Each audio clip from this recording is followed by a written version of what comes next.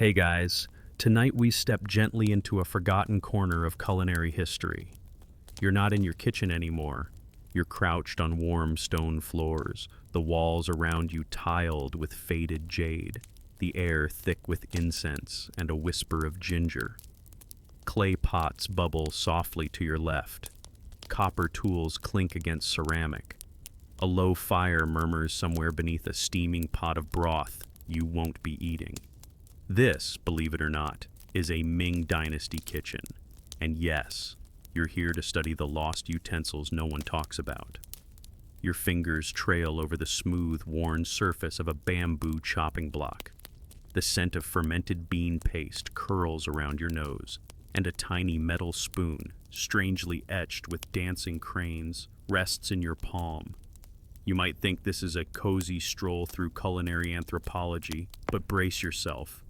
Historians can't even agree whether half these tools were practical, spiritual, or imaginary.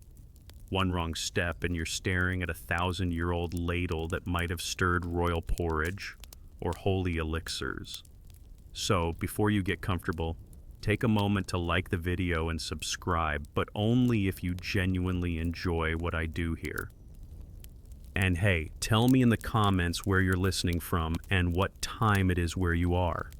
Now dim the lights, maybe turn on a fan for that soft background hum, and let's ease into tonight's journey together. The first thing you notice is the silence, the kind of rich, weighty quiet that wraps itself around a long abandoned room. You shift your gaze toward a shelf of utensils, dozens of them. Each is slightly off, not quite modern, not quite recognizable. You reach out toward one that seems familiar. It's long, with a shallow bowl at the end, cast from dulled bronze, light as a feather. It's a soup spoon. But not like any you've ever used. This one is etched with tiny lines, almost like writing, or possibly a recipe. Strange, you think. Why engrave a recipe onto the very thing you're stirring with? Maybe the chef forgot easily? Or maybe, just maybe, this was no ordinary spoon. There's a legend about a spoon like this. Supposedly it was used by chefs in the emperor's summer palace to ensure no dish ever deviated from the original formula, and if you stirred correctly, the grooves in the spoon would emit a faint hum, almost like the utensil itself was reciting the recipe. Whispered instructions in the steam. That's the story anyway. Sounds ridiculous. Sounds perfect. Some scholars believe these spoons were coded instruments used to train apprentices, each marking guiding a specific sequence. Others argue they were entirely ceremonial, never dipped into a real broth. One group claims it was an early attempt at a mnemonic device, combining sensory touch and visual cues. Historians still argue whether these markings were instructional, decorative, or part of a broader alchemical tradition tied to Taoist kitchens. You turn the spoon in your hand, feeling the shallow ridges catch your fingertips. Could it have spoken? You laugh softly to yourself. If it ever did, it's gone quiet now. Your attention drifts to another item, a wide wooden paddle with concentric rings carved into its face. This one looks less mysterious, more utilitarian. Perhaps a dough flattener, or a rice spreader, or maybe a ceremonial spatula used in rituals involving sticky rice cakes and celestial offerings. Theories abound. Evidence, not so much. A quick scan of the room reveals more fragments of forgotten utility hooks embedded in the wall where utensils once hung like sacred charms, and a cracked ceramic bowl that appears perfectly round until you notice the spiral indentation, like it once held something that spun or needed constant stirring. You crouch lower and find a small pouch containing what look like flattened beads. Could these be early weights for measuring flour? You press one between your fingers and note how precisely it's shaped, like it came from a mold, like it meant something to someone once. As you ease deeper into the room, you come across a cooking station, 3 large clay pots nestled into a stone hearth. The air above them still shimmers faintly from phantom heat. Above the center pot hangs a rack, empty now, but one hook sways slightly, like it's waiting to be filled again. Suddenly, a tiny tickle at your ankle. You freeze, then glance down. A cricket. Of course. You're in a Ming kitchen, and crickets were often kept for luck, sometimes even used as a timer. When the chirping stopped, the dish was ready. Or so they say. To your left, on a shadowed shelf, a slim drawer peeks open. You pull it gently and find a rolled-up cloth. Inside it, 6 delicate tools, each with strange inscriptions, almost like musical notations. You wonder if cooking was once considered not just art, but a symphony. Each stir and scrape a note in a culinary score. There's no telling how many of these tools vanished with time, their purpose erased as techniques evolved, ingredients shifted, and empires fell. And yet, here you are, surrounded by echoes. As you lean back and take in the room, dim, warm, filled with the smell of aged wood and distant sesame oil, you realize you're not just looking at tools. You're watching the ghost of a kitchen prepare for dinner. A dinner that never came. Your fingers trace the edge of the drawer as you tuck the cloth-wrapped utensils back into their resting place. But something beneath the drawer catches your eye. A barely noticeable seam in the stone floor, just wide enough to pry with your fingernails. With a soft grunt, you lift the panel, revealing a hidden compartment no bigger than a cutting board. Inside lies a single object, a ladle wrapped in layers of decaying silk. You lift it slowly, reverently. The handle is jade, smooth and cool, inlaid with flecks of gold leaf and tiny lapis stones shaped like plum blossoms. At the end, a wide silver scoop with holes drilled in a swirling pattern like wind over water. The ladle's weight is off, too light. Hollow, maybe? As you tilt it, a faint rattle inside the handle. Could it be a rattle to summon attention? Or perhaps it contained dried herbs releasing their scent as it stirred boiling soups.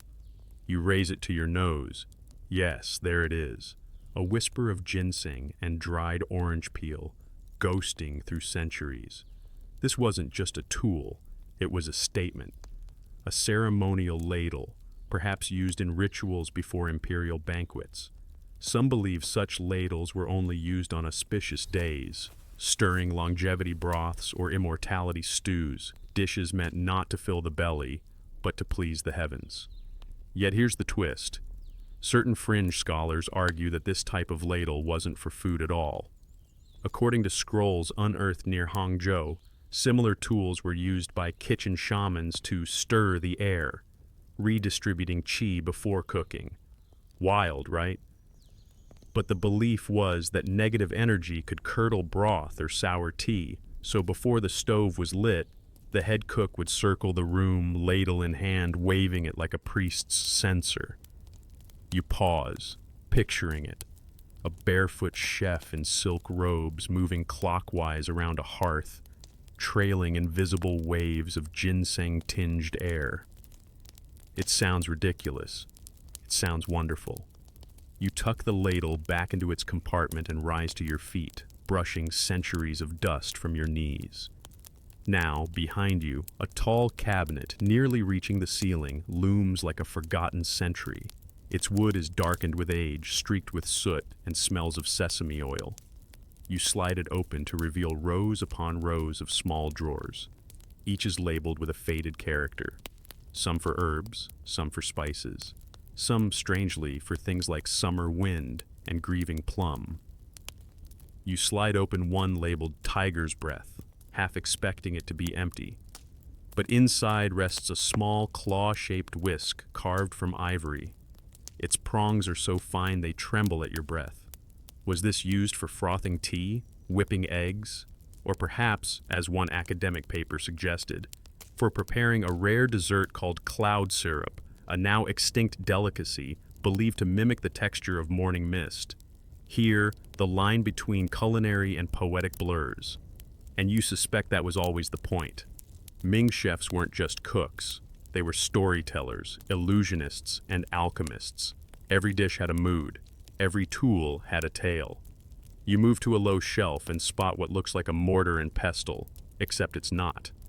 The bowl is made of petrified bamboo, the pestle shaped like a spiral conch, unusable by modern standards.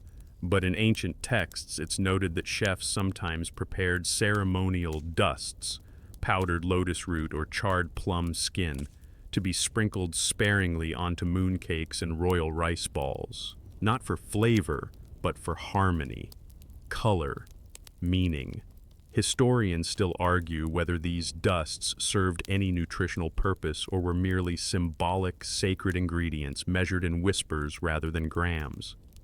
You reach for another drawer, marked with a cracked character meaning stillness.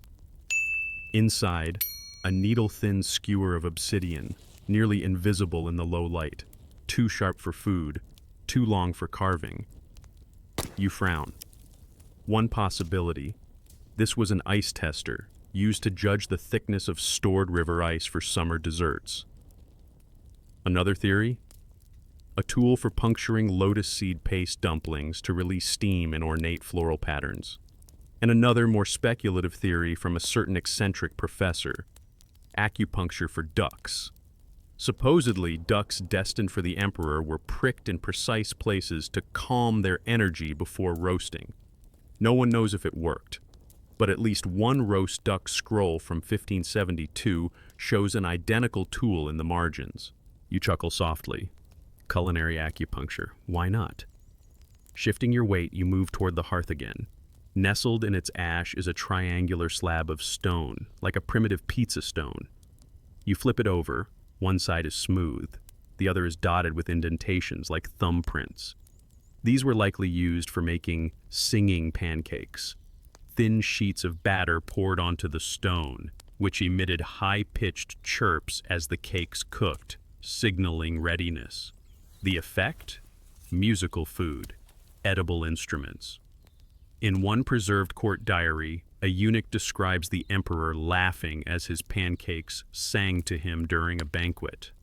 The diary ends with a note.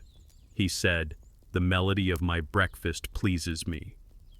You wonder what that melody sounded like, and whether the chef was terrified or delighted. Back near the wall, your eyes land on a curved bronze hook mounted in stone. Too small for pots, too large for ladles.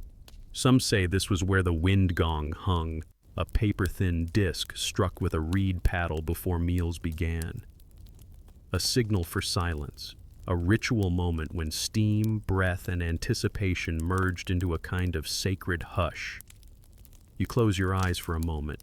You can almost hear it, the clang, the gasp, the lift of 100 lids revealing dishes long forgotten.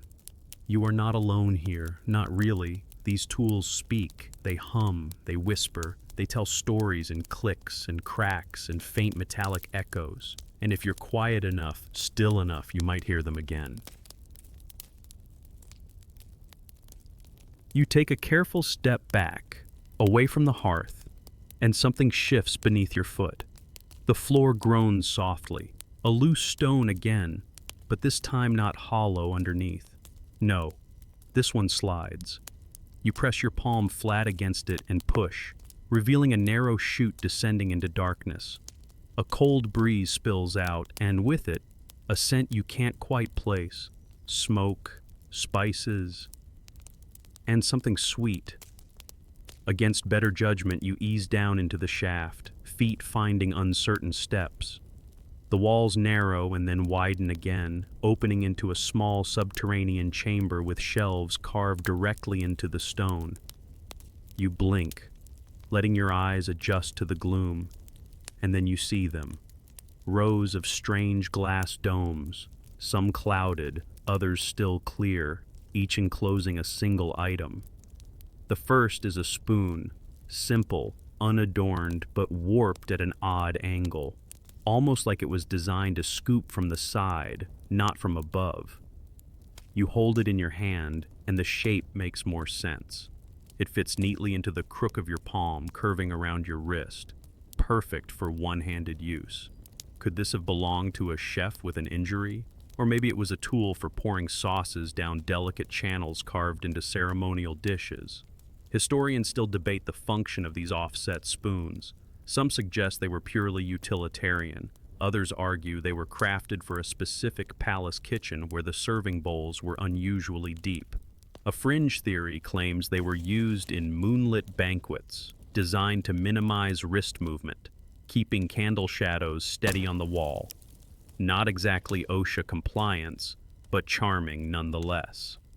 You glance at another dome. This one encases what looks like a small cage, no larger than a walnut made of gold filigree. Inside is a dried blossom, preserved perfectly in stasis. You tap the glass. No response, of course. But you can almost imagine what it did. Perhaps the cage was dropped into tea to unfurl fragrant petals as it steeped. Or maybe, just maybe, it held a moth, a trained moth, used in banquets to fly across the room on command, landing on specific dishes to signal favor. Impossible, you think. But an old scholar in Suzhou once claimed to have read about culinary couriers with wings. He was laughed out of academia. But still, what if? You pause, your breath soft in the cool air. One shelf over, you spot what looks like a knife, but not like any you've seen. Its blade is wide, crescent-shaped, with fine, jagged teeth along one edge. You pick it up. It's surprisingly light, made of obsidian and bone, bound by silk cord. Could this have been for cutting fruit? No, the edge is too delicate. This, you realize, might be a musical knife. Yes, those were real. Documented in at least 2 imperial records, these knives were said to emit tones when they sliced through the air, used not to cut, but to conduct kitchen performances. Ming banquets were not just meals, they were symphonies. And sometimes, the chefs were the orchestra. As you gently wave the blade, a soft whistle escapes, barely audible, but there. A high-pitched trill, like wind through a bamboo grove. You smile. It's the little things. Another shelf holds what appears to be a rolling pin, until you see the handles are made of jade, and the center of the pin is hollowed out. You shake it. Something rattles inside. Herbs? Spices? You give it a sniff and catch a sharp tang of Sichuan pepper and dried lime. This wasn't for flattening dough. It was an aroma roller used to gently crush and release scents from spice blends as they were passed over dishes, like a perfume bottle but for your dinner. Some chefs used it to season the air, letting guests inhale a dish's story before tasting it. An ancient version of food vapor. Of course, some scholars dismiss this entirely, arguing the roller was part of a medicinal practice, meant to calm digestion through aromatic stimulation. Others believe it was for fortune-telling, rolling the device across parchment to interpret scents like tea leaves. No one agrees. Naturally, you crouch now, peering into the lower shelf. There, lying in a bed of fine sand, is the oddest object yet.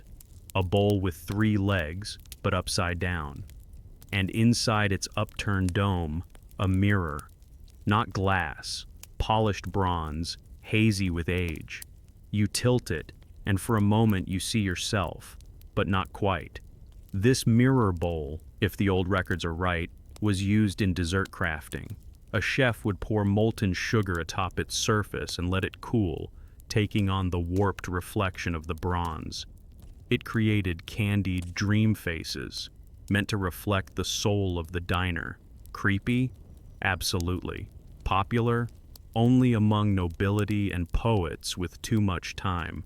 You rise again, brushing dust from your knees, and notice one last object nestled in a corner niche. A fan. Not paper, not silk, but thin metal slats, each engraved with symbols, stars, herbs, animals. You unfold it carefully. The edges are razor thin, sharp enough to slice fruit. This was the chef's calendar, each slate corresponding to a lunar phase and the best ingredients to use. It wasn't for cooling faces, it was for timing flavor. Some chefs swore by it, others thought it was just a pretty toy. But here's the kicker. The final slate? It's blank. Historians still argue why. Some say it was a secret recipe lost to time. Others think it marked the chef's death. And a few whisper that on certain nights, under certain stars, that final slat glows faintly, revealing a recipe meant for the gods. You fold the fan, your fingers tingling from the metal's chill. The air down here grows heavier, not dangerous, just expectant, as though these tools have waited centuries to be remembered. And now that they have, they're ready to rest. You take one last look around the chamber, then climb the stone shaft back into the kitchen, sealing it gently behind you.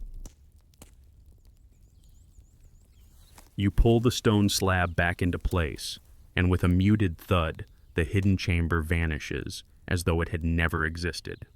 The warm air of the kitchen hits your skin again, carrying the scent of charred rice, aged wood, and a whisper of camphor. You exhale slowly and let the silence settle.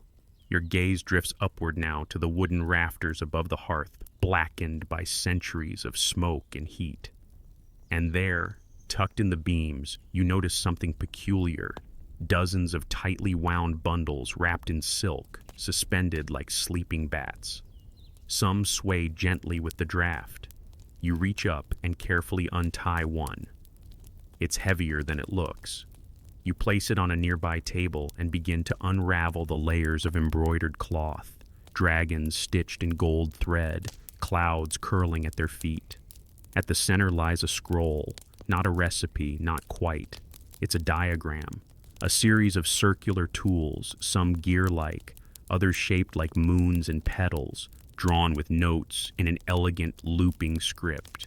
The ink is faded but legible. A few of the annotations are even in rhyming couplets. Cheeky.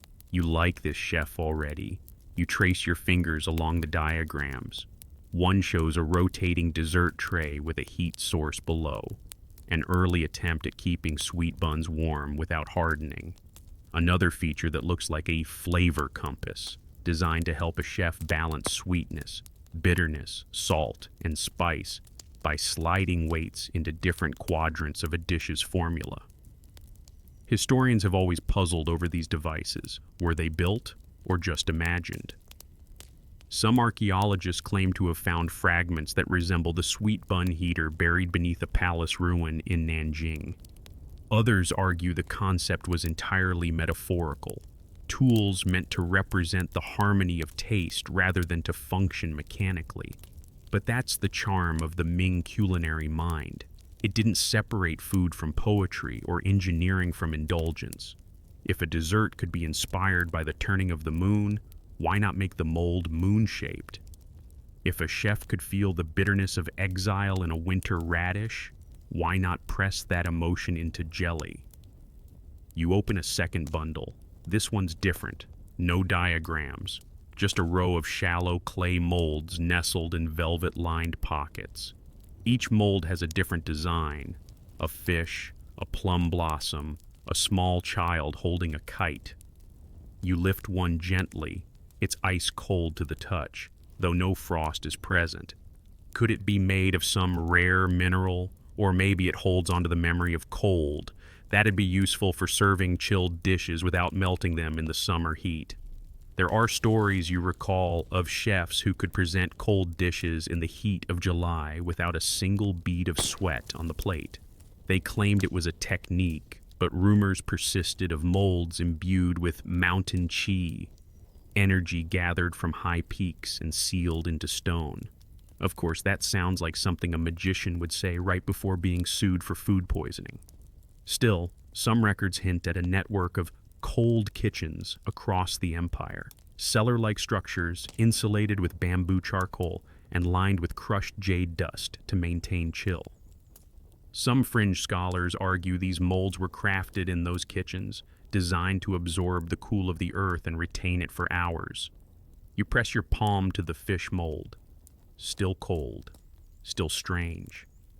You imagine the chef who last used it, placing translucent jelly shaped like a koi onto a carved lacquer tray, its tail just slightly curved as though mid-swim.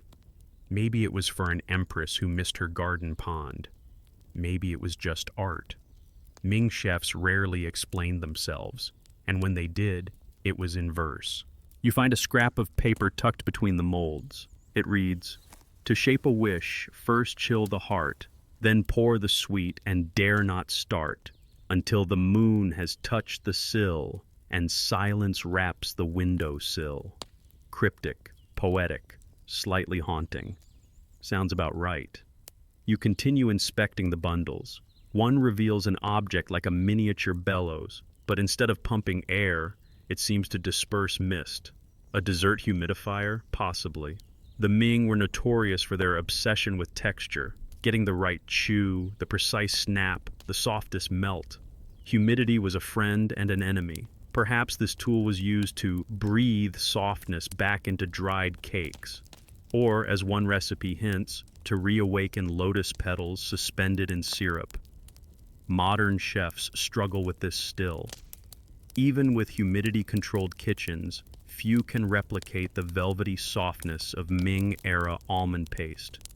Some attribute it to the almond variety, others to the grinding stones.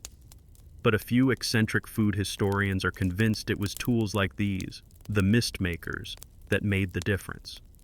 There's one more bundle, smaller than the rest, lighter. You unwrap it carefully and find what looks like a brush, delicate, fan-shaped, with bristles made of something pale and translucent. Not hair, not plant fiber. Too soft, too fine. You stroke it against your arm and feel a whisper, almost like it's not brushing you, but remembering something. You spot a tiny inscription on the handle, "For dreams only." Now that's useful. Legend has it that some brushes were dipped not in sauces, but in scented oils, used to anoint desserts not for flavor but for experience. A cake brushed with rose water for first loves. A bun painted with sandalwood for grief. These flavors weren't always tasted. Sometimes they were just felt. You lean back against the table, hands dusty and scented, surrounded by tools that feel less like utensils and more like relics of a secret language. They weren't just about food. They were about memory, mood, and myth. And maybe, in some quiet way, they still are.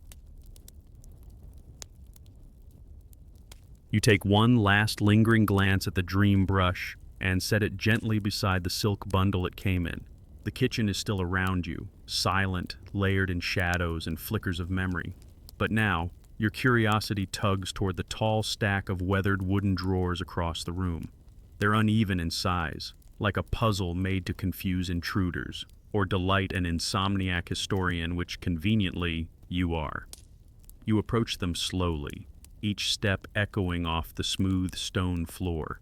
You tug on the first drawer. It resists, then slides open with a soft scrape. Inside, a single spoon. Jade handle, silver bowl, nothing else. You turn it in your hand. It's surprisingly heavy, as though the past is clinging to it.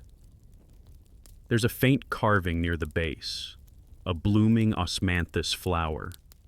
The scent of the real blossom drifts into your memory, honey sweet, faintly citrus, the fragrance of late autumn in Suzhou. This spoon wasn't for soup, it was ceremonial, likely used only once, perhaps at a mid-autumn feast where nobles tasted the first chilled wine jelly of the season. Historians are still debating the function of single-use utensils in the Ming court. Were they hygienic statements, performative luxury, or simply a result of chefs outdoing each other with increasingly rare, extravagant tools? A scroll from the 1490s records a banquet where every guest had their own uniquely carved utensil, never used again. Not even the emperor got a matching set. The next drawer offers something more perplexing. A flat paddle, carved from dark wood and polished to a gloss. Its edge is notched, like the teeth of a comb. But it's not for hair. Too broad. The tag beside it, faded to near illegibility, reads simply, "Wind Whisperer." You blink, then smile. Now we're in the strange territory. Some scholars believe tools like this were used to create airflow across delicate sugarwork, setting curls and ribbons into place without damaging them. Others suggest a ritual purpose, wafting certain aromas across the banquet table to subtly influence mood or appetite. Cinnamon for courage, citrus for clarity. Mugwort, oddly, is used to dissuade gossip. You run your fingers along the combed edge. It hums slightly against your skin. Maybe just your imagination, or maybe something deeper.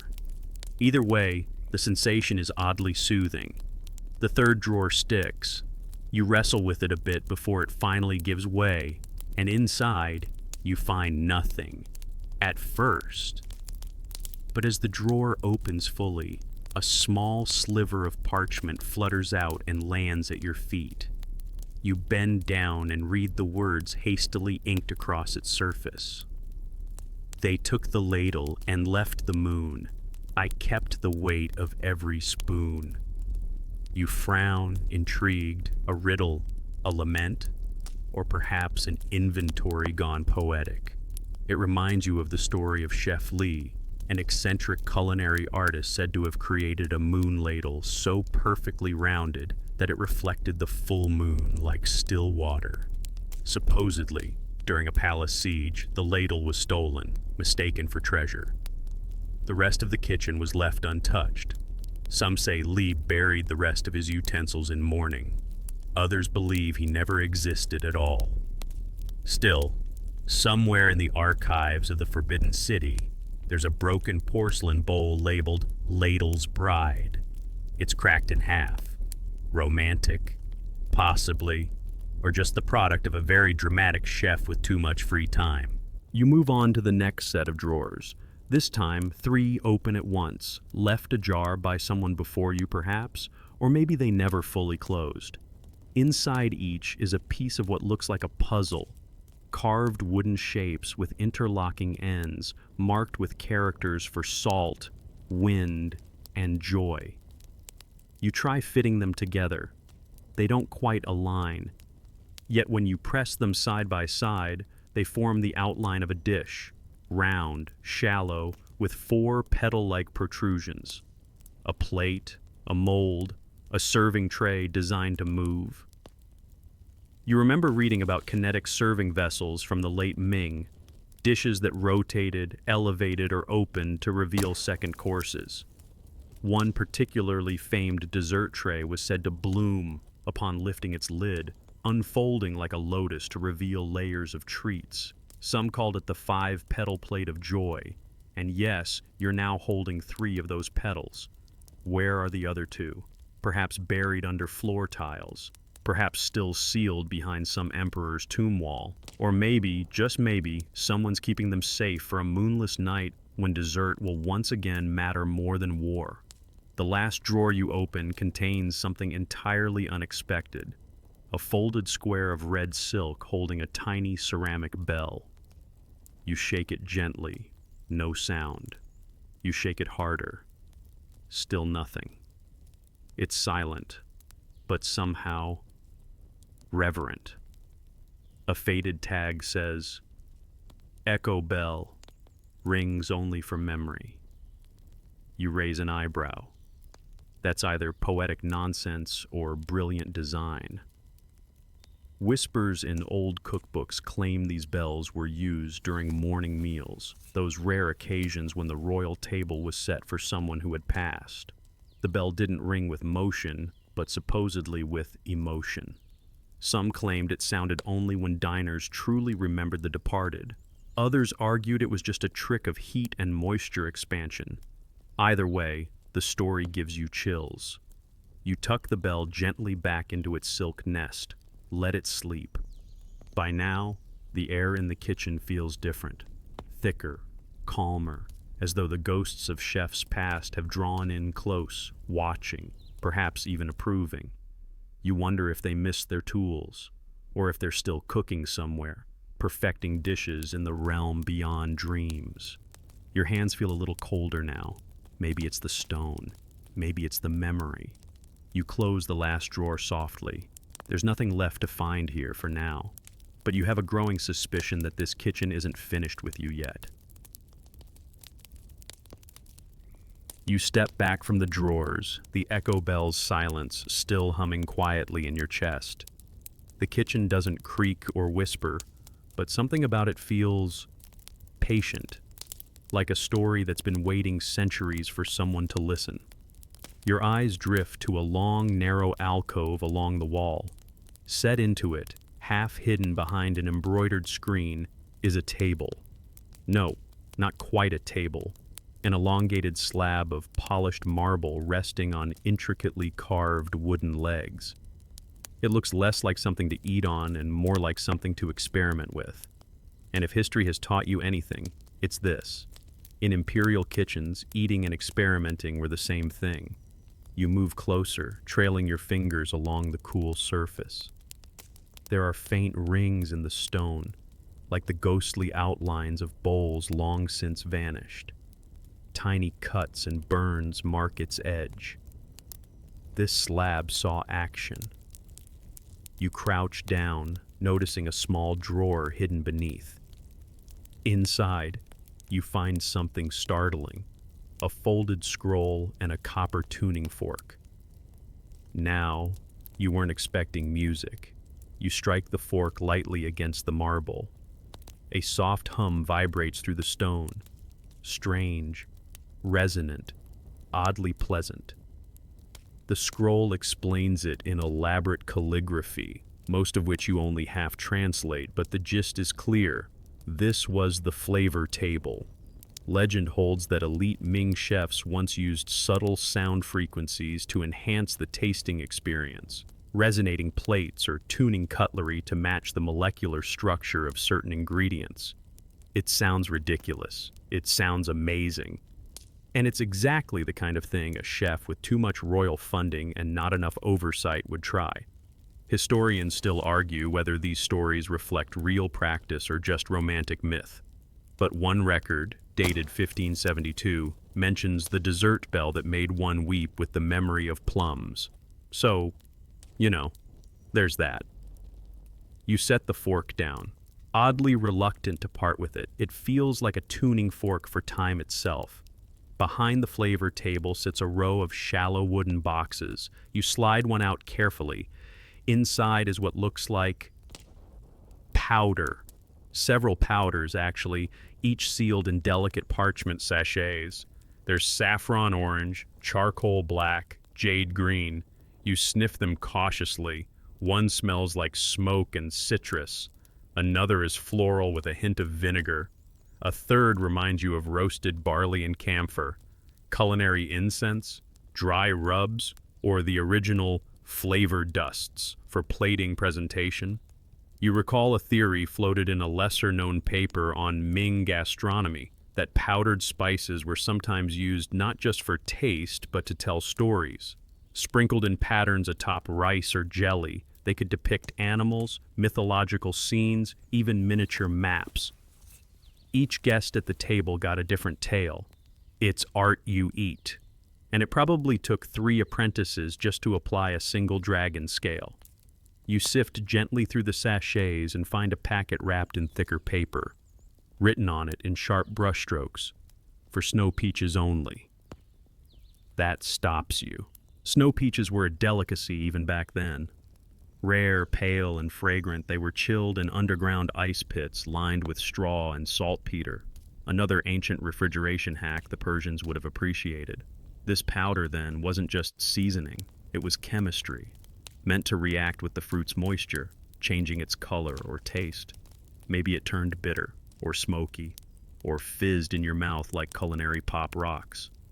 Whatever the effect, you imagine a noblewoman biting in and gasping, not from fear, but from flavor. A faint rustle behind you draws your attention to the far end of the kitchen. There, another screen, this one shorter, painted with what appears to be a laughing carp leaping over a pot. You slide the screen aside, revealing a recessed basin made of jade. A sink? No, there's no drainage. But there is a small wooden box sitting nearby, and when you open it, you discover stamps. Tiny wooden stamps, carved with symbols, clouds, cranes, coins, peaches. You realize what you're looking at. The tools of a dessert printer. Chefs used to press these into gelatin-based sweets, imprinting them with auspicious symbols. One stamp reads, longevity. Another, more cheekily, reads, less annoying in-laws. You laugh. Even in the imperial court, some sentiments are eternal. One stamp in particular catches your eye. It's shaped like a lotus, but with an unusual detail. 7 petals instead of the usual 8. A small crack runs along its edge, but it's been mended with gold lacquer, a form of kintsugi, Japanese repair philosophy, though this is distinctly Chinese in style. You press the stamp into the dust on the marble table just to see what happens. It leaves a crisp impression, imperfect, but beautiful. The jade basin beside it might have held the molded sweets, or perhaps it was used to catch their reflections, to admire them before they were devoured. The Ming loved a good metaphor, after all. And then, tucked beneath the basin's ledge, you find the oddest thing yet, a single silk glove. Small, child-sized, embroidered with a lotus on the back and lined in rabbit fur. You slip it on. It fits, unnervingly well. Was it for handling ice, delicate sugar, or simply a forgotten treasure of someone who worked here long ago? There's no way to know. But you keep it on a moment longer, savoring the warmth. The glove feels like a handshake from history. And in that quiet pause, you realize just how layered this kitchen is. Not just in stone and dust, but in stories. In the lives that moved through it. The ambitions, the absurdities, the quiet triumphs of someone finally getting a sugar sculpture to stand upright in humidity. You step back once more, turning in a slow circle. Every object around you, every drawer, basin, stamp, and bell holds a memory. And you, the midnight explorer with one silk glove, have become part of it. Your hand, still sheathed in the tiny silk glove, brushes the side of a shelf as you make your way past the dessert printing station. The warmth of the glove lingers, but what truly stays with you is that subtle feeling. You've crossed a threshold. You're not just in a forgotten kitchen anymore. You're in a place where objects whispered, where flavors hummed, and where time didn't just pass. It layered itself like a millefeuille. Ahead, a narrow hallway opens. The walls are tiled in glazed ceramic, the kind that reflects candlelight like rippling water. A draft teases the ends of your sleeves as you move forward. Then you hear it. A faint clinking, metal on metal. Not the alarming kind, more like the musical tinkle of utensils being sorted. You round the corner and freeze. There it is. The lost rack. An entire wall, from waist to ceiling, covered in rows and rows of hooks, each one holding a single kitchen tool. Dozens of them, maybe hundreds, all meticulously spaced. And what strikes you first isn't the quantity, it's the weirdness. You're expecting ladles, knives, spatulas. Sure, they're there, but some things defy classification. A scoop shaped like a phoenix talon, a fork with 8 tines spiraling like a whirlpool, a pair of delicate tongs designed to lift individual lotus seeds. You pluck one tool from the rack. It looks like a flat spoon, but with tiny perforations in the shape of bamboo leaves. Maybe it was used to drizzle syrup in decorative patterns. Maybe it was just a very fancy tea strainer. Historians still argue whether some of these tools had a culinary function at all, or whether they were more symbolic, objects of prestige meant to impress rather than slice. One quirky artifact catches your eye, a thin rod topped with a carved wooden ox's head. The handle looks ordinary, but the tip glows faintly red under the lantern light, etched with cinnabar ink. You remember reading once that cinnabar, a mercury-based pigment, was sometimes used in ritual cooking. The rod might have been a blessing stick, dipped in tea or broth to invoke certain outcomes before royal banquets. If so, it's the culinary equivalent of waving a magic wand over your dumplings. You chuckle. If it worked, someone's tofu changed a dynasty. At the far end of the rack, you notice a locked cabinet. The wood is darker, lacquered, with inlays of gold and mother-of-pearl forming swirling clouds and dragons chasing flaming pearls. It practically screams, "This is where we keep the good stuff." A small mechanism rests at the side, a puzzle latch. You trace the engravings with your gloved finger, a twist here, a slide there. You're rewarded with a satisfying click. The cabinet opens slowly. Inside, 7 tools. Only 7. But each one is unlike anything you've seen. The first is a knife, curved like a crescent moon and encrusted with jade. It doesn't look functional. It looks ceremonial, something a kitchen priest might wield to bless a batch of mooncakes. The second is a spoon, but it's made entirely of sugar.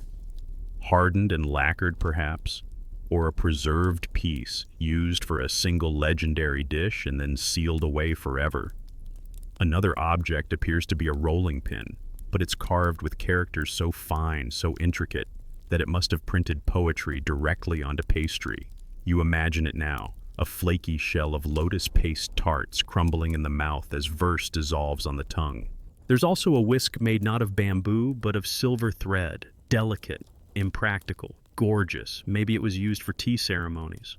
Or maybe it was a gift from a visiting dignitary, used once and immediately displayed to whisper, "Look what we have." You realize something as you stand in that cabinet's soft glow. This kitchen wasn't just functional. It was performative. The tools weren't just for food. They were instruments of theater, of myth, of memory. You pause at the 6th tool, a tiny metal cylinder with a cap. You unscrew it carefully. Inside, a fragment of paper with a single character, shui. Water. Was this a scent vial? A starter for steaming herbs? Or maybe, just maybe, a secret ingredient stored in code? Some chefs were known to encrypt recipes, not out of secrecy, but status. Only those in the know could decipher the proper timing or technique. A culinary fraternity, essentially, where trust was seasoned and slow-cooked. You replace the vial, your mind buzzing with interpretations. And finally, the 7th tool, a bell, small, made of bronze. When you lift it, it doesn't ring. It chimes, softly, melodically, as if tuned to your breath.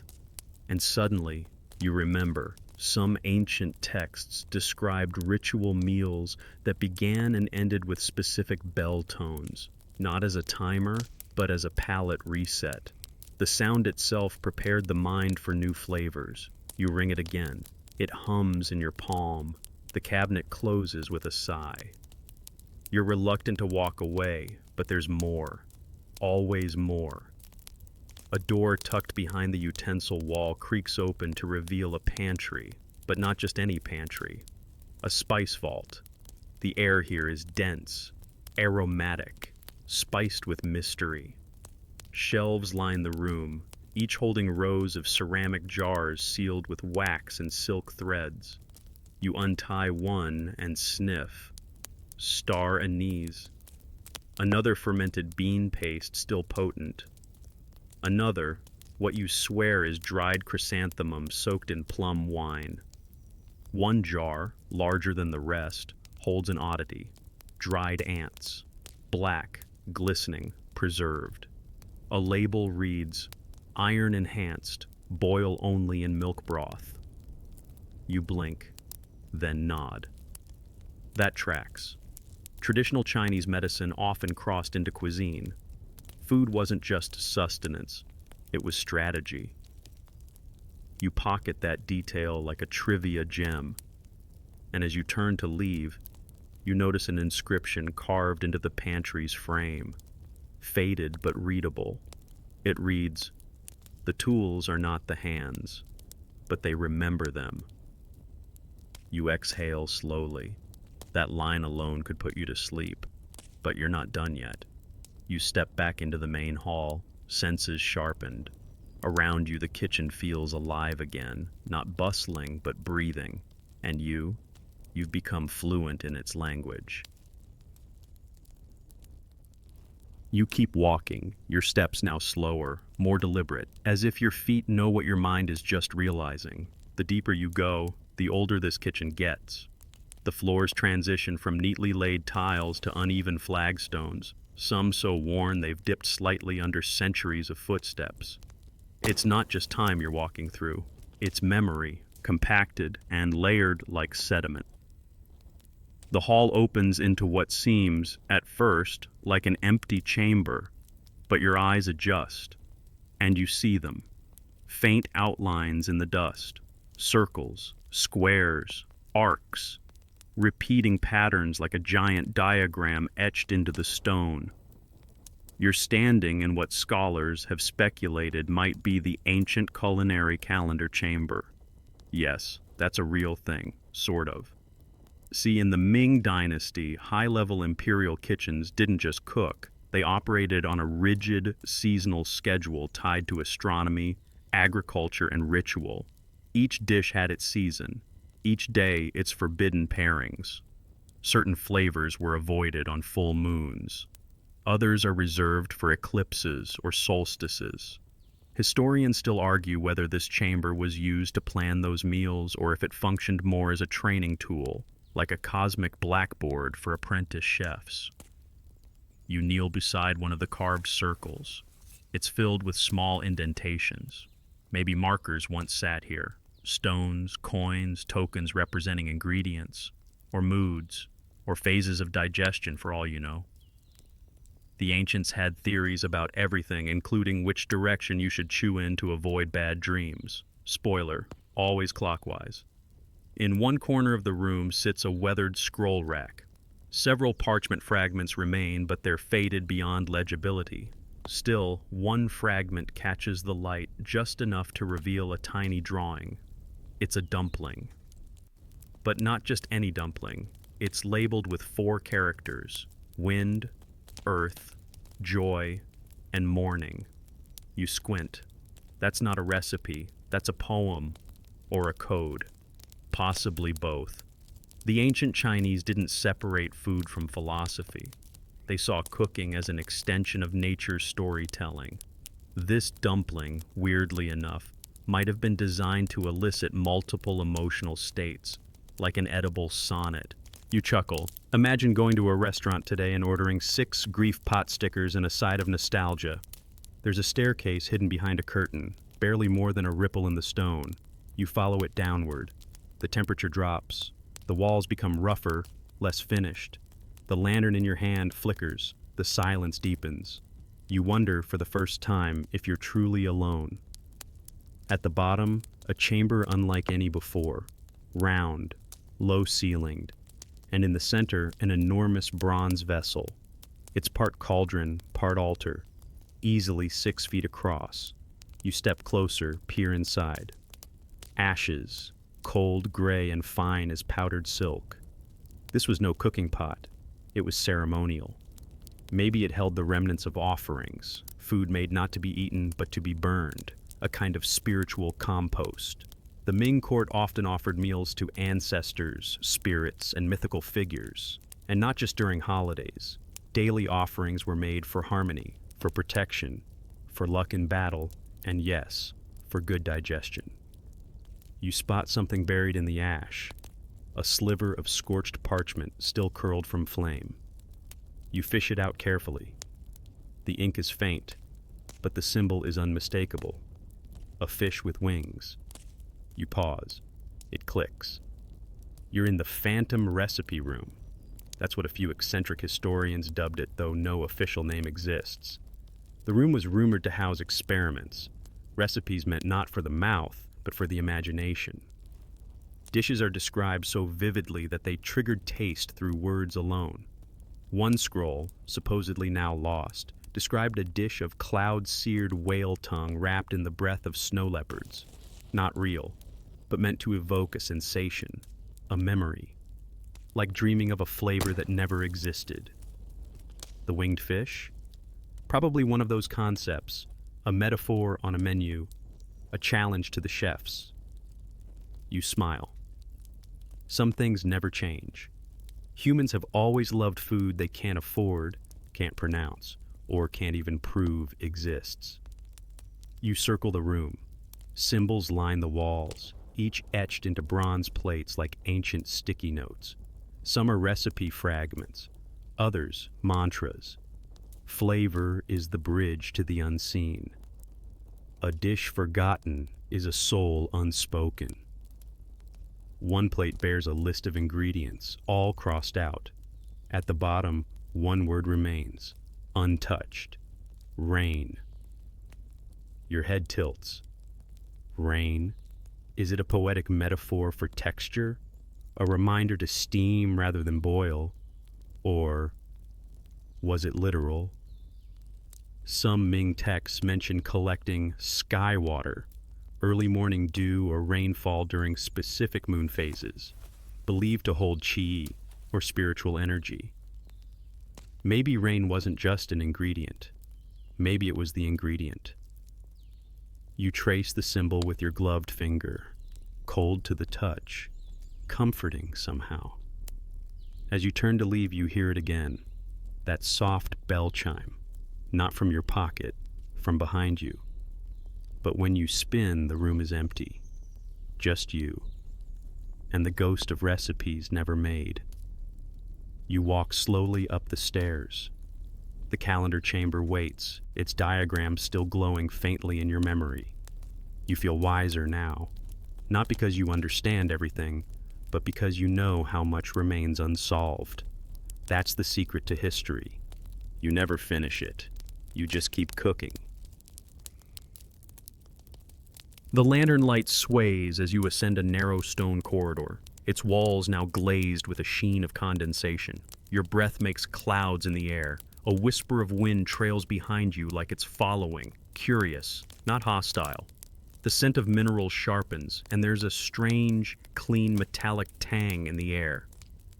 You turn a corner and step directly into the coldest room so far. You're now inside what appears to be an ancient refrigeration chamber. Yes, you read that right. And no, it's not some fantasy invention. The Ming Dynasty had a way of chilling ingredients long before electricity, using clever physics and an obsession with ice that bordered on spiritual. This room is a dome, carved into solid bedrock and lined with stone channels. At its heart is a circular pit, about 10 feet wide and filled with tightly packed straw, soil, and what looks like, well, you're not sure at first, but then you spot the glint. Ice. Preserved. Still. Okay, not actually from the Ming era, let's not get carried away, but this is a reconstruction of what scholars call a Bingjing. Bingjing, literally ice well. These underground chambers were used to store natural ice collected in the winter and kept insulated with layers of straw and clay. Ice could last well into summer, allowing the elite to enjoy cold dishes, desserts, and even chilled drinks.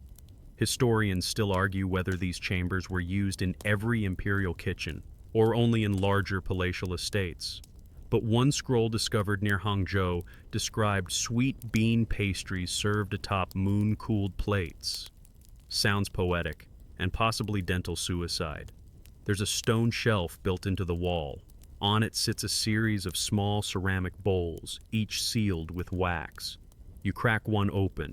Inside, crystallized ginger, still potent. Another holds dried chrysanthemum petals, probably used for a cooling tea. And the last?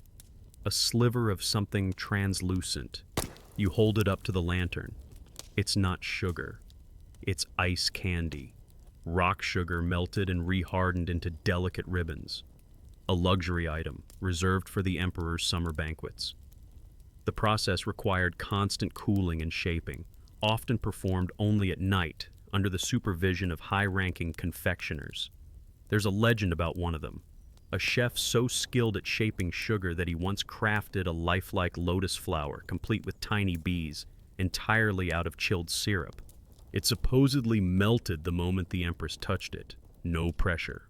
Your fingers brush over a carving near the shelf, a snowflake surrounded by swirling lines. It's a symbol of seasonal flavor, the belief that temperature, mood, and planetary alignment could enhance or dull taste.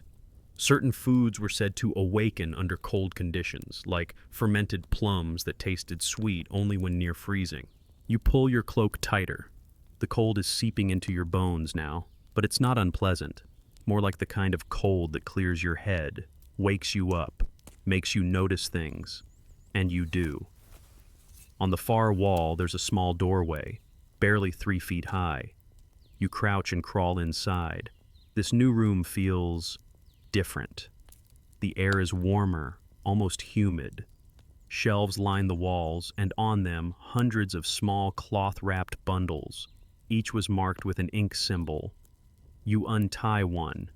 Inside, a preserved fish skeleton coated in what appears to be aged soy paste. Fermented fish, an ancient flavor enhancer. Some would call it an ancestor of modern fish sauce. Others, a biological hazard. Depends on your tolerance for bold cuisine. There's a bundle with a dried frog, another with pressed duck tongues.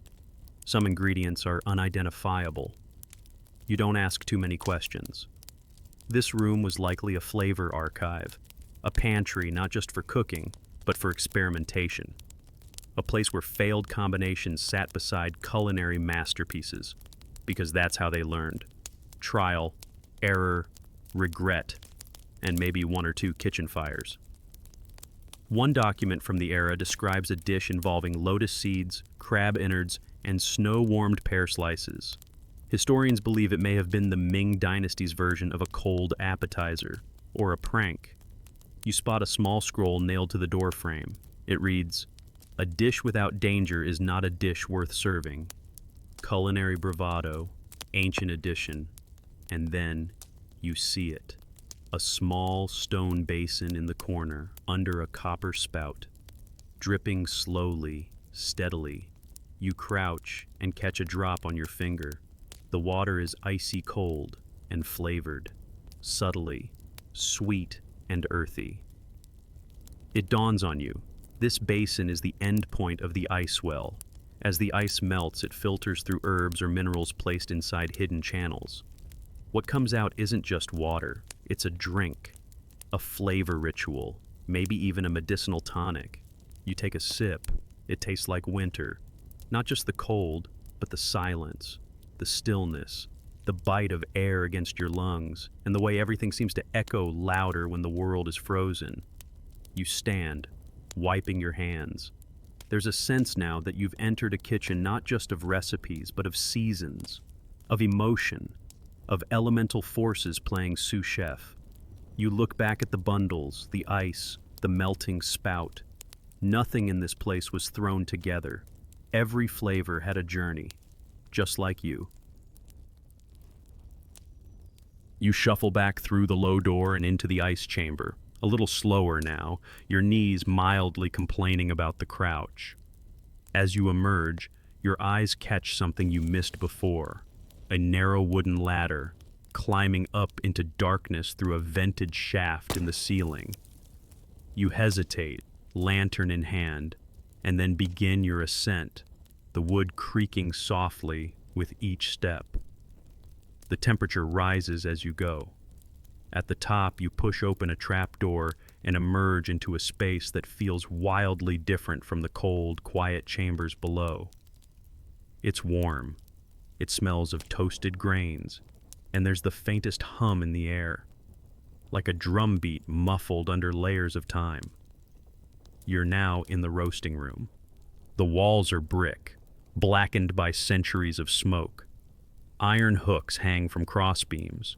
Large clay ovens squat in a row, some cracked with age, others looking like they could spring to life if you dropped a handful of coals inside. This was the beating heart of dry heat cooking, a crucial contrast to the cold preservation chambers you just explored. On a side bench, there's an array of ceramic containers, each holding a different roasted spice. Star anise, Sichuan pepper, fennel seed, even something that smells suspiciously like dried citrus rind.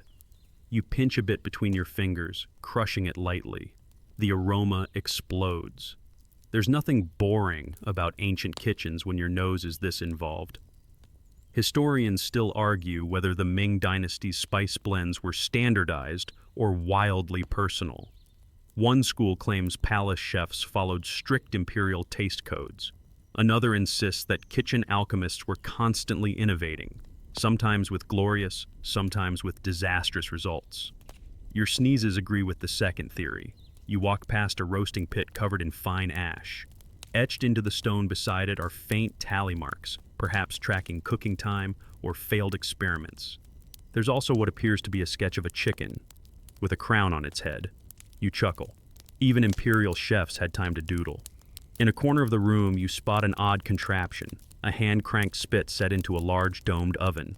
Beside it, a mold in the shape of a carp, not for fish. This was used for shaping sticky rice into festive forms before baking it crispy on the outside and soft inside. Kind of like an ancient Chinese Rice Krispies treat, minus the marshmallows. You lift a heavy pot lid and find what remains of roasted lotus seeds. Charred, but still faintly sweet. Used both as a snack and as a thickener in stews, they were beloved for their mild flavor and, supposedly, their power to anchor the soul. Probably helpful when your emperor changes his mind mid-banquet. A small leather-bound recipe book lies under a clay tray. You flip it open carefully. The ink is faded, but legible. The first recipe is for wind-dried duck with fire chili glaze. There's a sketch of a duck hung upside down beside a fire, its glaze dripping like stalactites. According to a marginal note, the fire chili sauce was so potent it required gloves to handle. That's either a terrifying exaggeration or the earliest warning label on record. Either way, your lips tingle just imagining it. One page later, you find something odd. A list of ingredients labeled "not for serving." Dried scorpion, river pebbles, a pinch of silver dust. What was this for? Some medicinal brew, a curse, or just a bored apprentice showing off? The mystery lingers in the air like smoke. Suddenly your foot bumps something. A hollow thunk. You kneel and find a trap door, another one, this time built into the floor. You open it slowly and descend once more, stepping carefully into the dim space below. It's not a kitchen, it's a tasting room. The walls are smoother, lined with faded murals of diners seated at curved tables. Each one holds a dish, their expressions ranging from ecstasy to confusion to what can only be described as terrified awe. A long counter runs down the middle, with small alcoves along the wall where tasters would sit privately, offering feedback on new creations. You imagine a chef standing nervously on the other side, awaiting a verdict. One note is carved into the tasting bench. If they cry, it's either genius or disaster. You reach the far end, where a stone basin sits under a carved dragon's head. A trickle of hot water still flows, heated naturally perhaps by geothermal activity. Beside it lies a cracked cup, rimmed with gold. You pour yourself a small amount. Sip. It's faintly herbal, slightly bitter, and oddly soothing. Probably a palate cleanser. One alcove is still set, a lacquer tray, 3 tiny plates, and a folded slip of paper under a stone weight. You read it aloud softly. Sweet, salty, scorching. If they blink on the third, add less pepper. So here it was, the secret theater behind the palace plates. A place where food was not just fuel, but storytelling, art, manipulation, power. It was said that a skilled enough chef could sway the emperor's mood, or end their career with a single undercooked dumpling. Your lantern flickers again. Time to move on. You step carefully out of the tasting room, back through the roasting chamber, and toward a narrow hallway that branches off near the spice bench. You follow it, and then you see something glinting ahead. Not fire, not water, metal, polished, ornate, waiting. You're heading into the utensils vault next. The hallway tightens, the air thick with a scent you can't quite name, part oil, part incense, part something metallic that tingles in the nose. You walk with measured steps, lanterns swaying at your side, casting flickering shadows against the stone. The passage ends in an arched doorway, carved with dragon scales and peach blossoms. A quiet warning, maybe, or an invitation. You step inside. Welcome to the Vault of Lost Utensils. The room is circular, domed like a planetarium, and what fills it is nothing short of glorious chaos. Hundreds, maybe thousands of cooking tools are displayed on rotating bamboo shelves and tiered platforms. Copper ladles, ivory chopsticks, jade cleavers, ceramic molds shaped like phoenix feathers. Some look elegant and refined. Others look experimental. One object catches your eye immediately, a spatula with what appears to be a compass embedded in the handle. A directionally aware cooking tool, perhaps for ensuring perfect alignment with the stove gods, or more likely, it was a gift from a bored artisan who loved mixing form with superstition. A nearby plaque, chiseled into clay, reads, "Instruments of taste and technique. To hold one is to honor all." You're not quite sure what that means, but it sounds heavy enough to matter. You reach out and pick up a long, flat blade, surprisingly light, but balanced like a dancer's arm. It's engraved with characters that translate to, "For slicing air-thin pork." Sounds poetic until you imagine the pressure of presenting a plate of air-thin anything to a royal taster who hasn't eaten since sunrise. Historians still argue whether these utensils were ceremonial or used in daily practice. Some believe the rarest tools were more about prestige than practicality, a flex by the head chef or a bribe for a visiting noble. Others insist that the Ming obsession with culinary innovation meant even the weirdest tool saw real action. You spot a whisk that looks more like a cage than a kitchen implement. Nestled inside its wire loops are 4 small bells. You shake it gently, chime, chime, chime. Why the bells?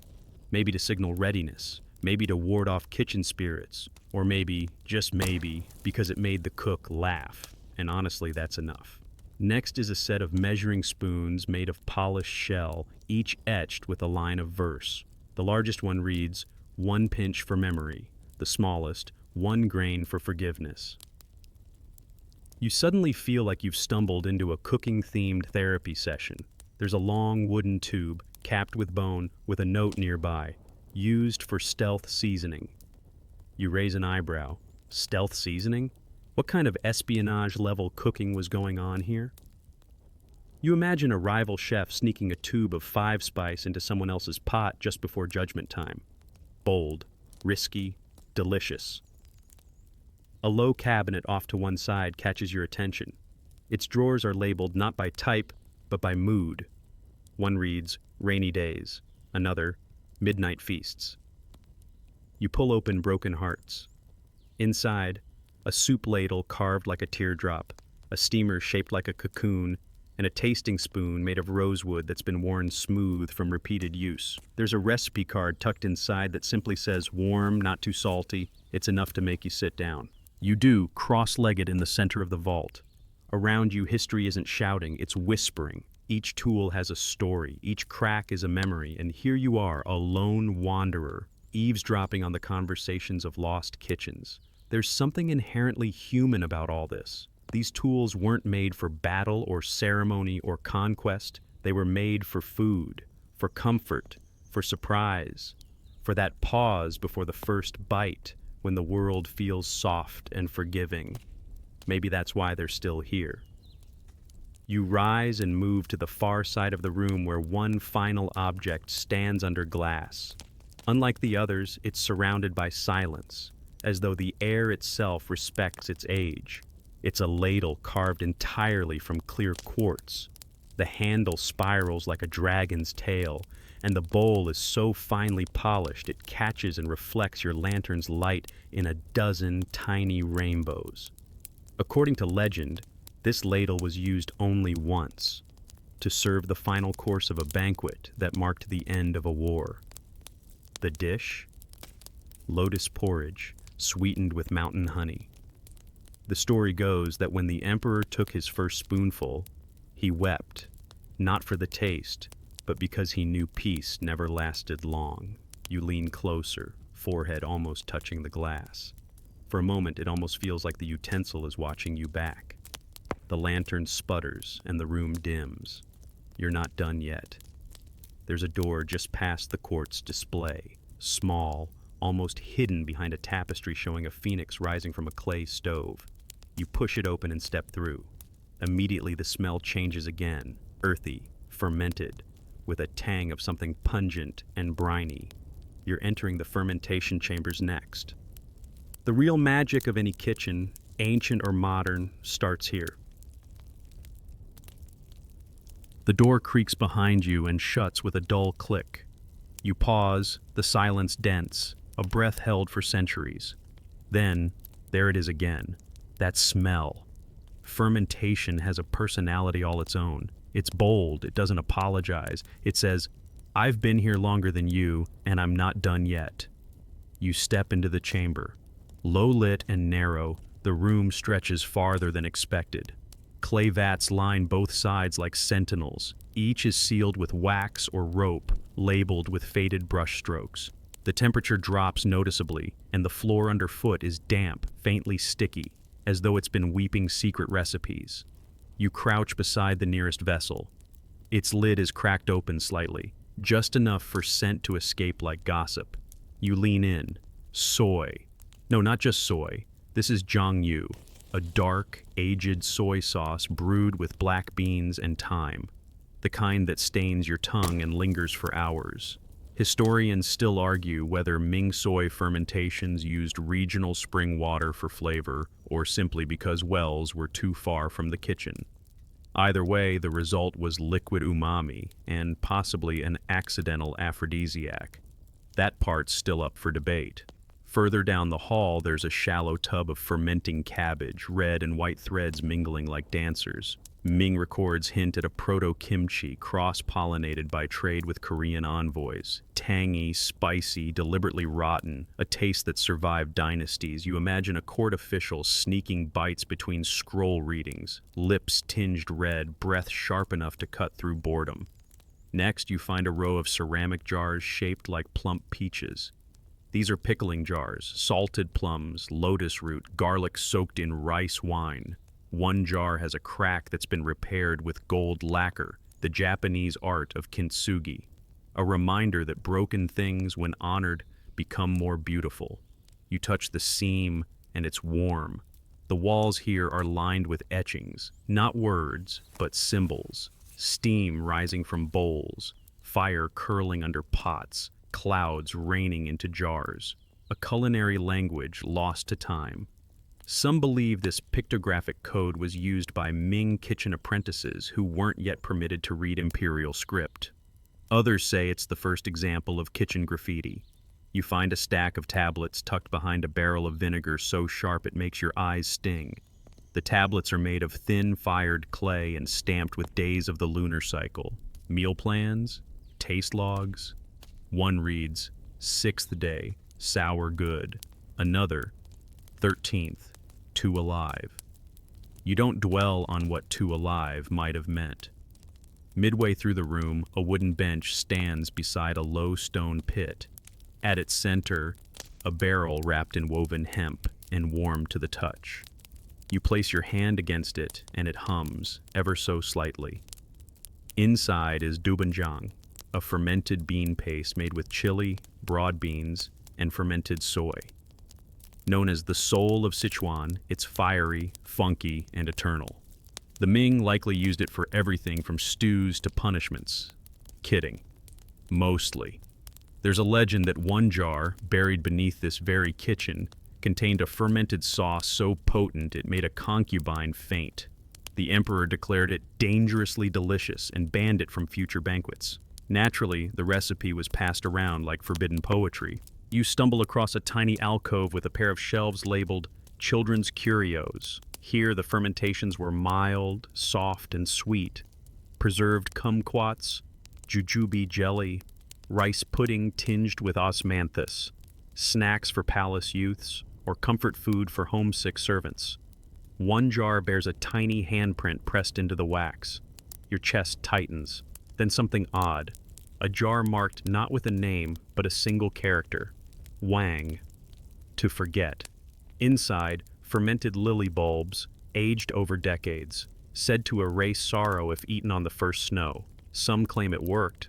Others say it simply numbed the tongue enough to fake a smile. You sit, the smells wrapping around you. Rich, rotting, warm. Everything here is in motion, even if it looks still.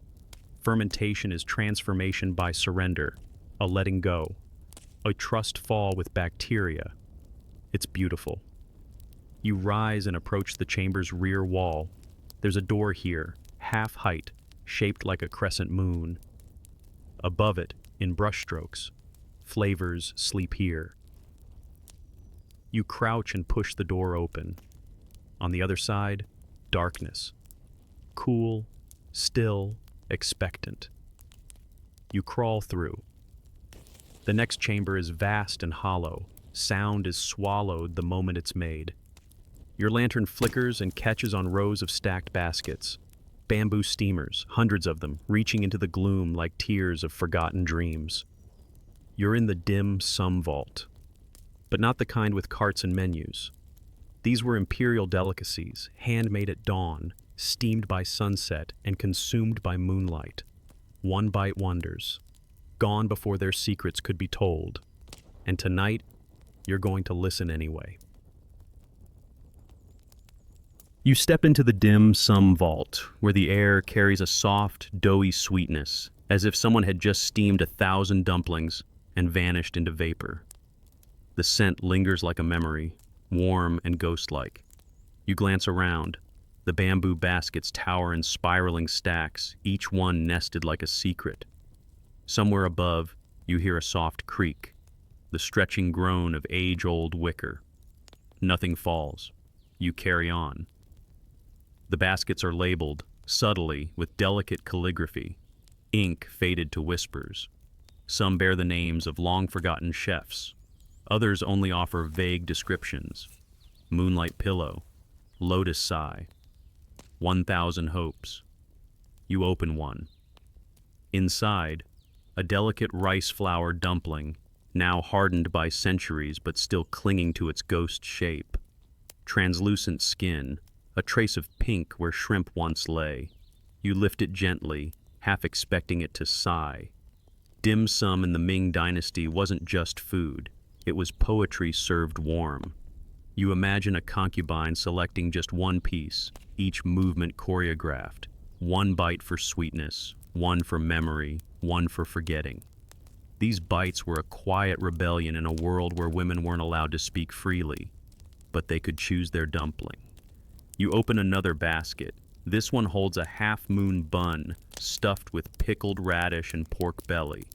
The smell clings stubbornly, salt and fat mingled with the faint tang of age. Historians still argue whether buns like these were made fresh each morning or prepped in moonlit shifts by rotating teams of servants. Either way, the result was a kind of edible devotion. One legend speaks of a chef who could fold dumplings so small they fit inside a porcelain thimble. The emperor supposedly ate 400 in one sitting, more performance than a meal. He later complained of seeing stars and passed out in the koi pond. True? Probably not. But you like it. Further down, you find a trio of stacked steamer trays wrapped in silk. A tassel dangles from the top, imperial yellow. The silk is sealed with wax, cracked but intact. You peel it open carefully. Inside, glutinous rice balls filled with sesame paste, each hand-painted with a tiny brush stroke, a symbol of joy, luck, longevity. You imagine a New Year's banquet where these were served only to those who hadn't lied that year. probably a lot of leftovers. You shift your lantern and spot a table in the far corner. Not large, child-sized really, with tiny teacups arranged in a perfect semicircle. At its center is a cracked plate bearing a ring of scallion pancakes, now fossilized but still golden around the edges. The pancakes were once the realm of lower-ranking staff, a commoner's breakfast snuck into the royal kitchens by popular demand. They were crispy, salty, and defiant, and they made everything taste more real. Nearby, a low wooden drawer squeaks open to reveal an entirely different category of dim sum, sweets. Ming desserts weren't shy. There's candied lotus seeds rolled in powdered sugar, almond tofu so soft it once had to be served on ceramic leaves, and fermented rice cakes wrapped in banana leaves. Some have hollow centers filled with honey, others have cores of sour plum. One confection is shaped like a crane, its wings still outstretched, its face oddly serene. You remember a story of a young cook who presented a dumpling shaped like a phoenix to the Empress Dowager. She laughed for the first time in weeks and requested it again, only to find the chef had died the next day. Now that exact dumpling is said to bring good luck if seen in a dream. There's another basket, smaller than the rest. You open it. Inside, nothing but a tiny slip of parchment. It reads, "The most nourishing meals are the ones you remember." You smile. Of course, because the Ming kitchen wasn't just about calories, it was about moments. A spoonful of broth that softened grief, a bite of radish that sparked a memory of home, a dumpling folded with the care of 1,000 unsaid words. You rise and let your hand trail across the edges of the baskets as you pass. Their textures are familiar now, woven and worn, soft where they've been touched most. You feel a quiet comfort in their company, like you're part of a silent audience, listening to stories shaped in steam. Just as you're about to exit, you spot one final item, a bamboo scroll wedged into the corner, half hidden behind a broken tray. You unroll it. It's not a recipe, it's a lullaby. Soft characters, brushed in loops and curves, sing of kitchens as places of warmth, not just work, of firelight and laughter, of dumplings wrapped to the rhythm of rain. You tuck it under your arm. The door on the other side of the vault opens with the gentlest push. Beyond it, the smell of tea, sharp and earthy. You step through, eyes adjusting. You're in the final chamber, a place of drinks, of unwinding, of sipping and breathing, and at last, letting go. You step into a room that breathes in steam and exhales stories. Everything here glows amber, tea-colored appropriately. Low shelves line the walls, stacked with clay jars, porcelain pots, and reed-wrapped bundles. The air is thick with tannins, like old books soaked in hot water. You've arrived in the Ming tea chamber, and whether you've earned it or not, you're about to be served. The first thing that strikes you is the silence. Not the absence of sound, but the thick, restful hush of 1,000 leaves steeping patiently. If a teacup could hum, this room would be vibrating. You make your way toward a central table, where tiny cups wait like sentinels. Each one has a story, probably several. There's a celadon green cup with a cracked rim, a black lacquered bowl that still smells faintly of jasmine, and a blue and white porcelain chalice so delicate you can see your breath curl through it. The tea ceremony in Ming China wasn't a chore. It was closer to the theater. You didn't just drink, it was a whole act. You sat, you folded your hands, you tilted the pot just so. And when the tea hit your tongue, you didn't gulp. You listened. A servant would whisk in, robes whispering against stone. The pot they carried? Not just any pot. Probably Yixing clay, unglazed, seasoned with years of tea until it developed a memory. Yes, some connoisseurs still argue whether these pots had better taste than most nobles. You lift a lid. Inside, dried tea leaves, tiny curls, dark and fragrant. a mix of fermented puer and green dragonwell. You give them a shake, and they clink like wind-blown seeds. One legend says the emperor once held a competition to identify teas by sound alone, blindfolded. The winner, a lowly gardener, was made royal tea master. Naturally, no one ever heard from him again. Politics. You move to the next station. A water cauldron bubbles gently over a charcoal stove. The steam rises in thin plumes, painting ghosts in the air. You imagine a concubine leaning over it, eyes half-lidded, waiting for the exact boil point. Not too hot. Tea gets bitter. Not too cool. It's bland. Like relationships, really. The first infusion was always discarded, a tea rinse to awaken the leaves. Only the second was fit for drinking. You pour slowly, watching the liquid bloom golden. There's something mesmerizing about the ritual. Predictable, yet sacred. Like brushing your hair before bed, or cracking your knuckles just once. You sip. It tastes like stories, earthy, warm, slightly astringent. Your tongue tingles. Your thoughts begin to slow. A side table holds the stranger blends. Chrysanthemum petals, dried tangerine peel, even ginseng. These were medicinal teas, used to cure everything from fatigue to heartbreak.